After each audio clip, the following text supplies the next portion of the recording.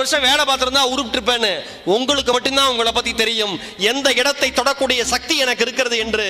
சில வெற்றிக்கு சில காலங்கள் எடுத்துக்கொள்ளும். சில வெற்றிக்கு சில காலம் வேணும். இன்னைக்கு ஈரோடு மகேஷுடைய பேச்சு இன்னைக்கு எவ்வளவு தூரம் உட்கார்ந்து கேட்கறாங்கன்னா, எனக்கு பின்னாடி 15 ஆண்டு கால உழைப்பு இருக்கு, 15 ஆண்டு கால அவமானம் இருக்கு, 15 ஆண்டு கால விமர்சனம் இருக்கு.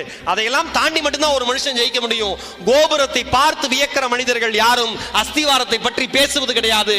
அஸ்திவாரத்தை பற்றி நினைப்பவன் மட்டும்தான் கோபுரம் வளர்ப்பதற்கு தகுதியானவன் என்பதை இங்க இருக்கிற அத்தனை பேரும் மனதிலே தெளிவாக பதிய வைத்துக் கொள்ளுங்கள். வெளில இருந்து பாக்குறவனுக்கு ஓ சூப்பர் ஈரோடு மகேஷ் அப்பா பயங்கர நல்லா சம்பாதிக்கிறார், சூப்பரா இருக்காரு. 5 வருஷம் நாய்படாத பாடுபட்டு வந்திருக்கோயா. யாருக்கும் அந்த வெற்றி அவ்வளவு எளிமையாக தெரியாது. ஒரு விஷயம் நம்மால எல்லாம் வச்சிருக்கான். அவன் படிச்சு அவன் ஜெயிச்சு அவன் உழைச்சு அவன் வாழ்க்கையில சக்சஸ் ஆயிட்டானா அதுக்கு பேர் உழைப்பு.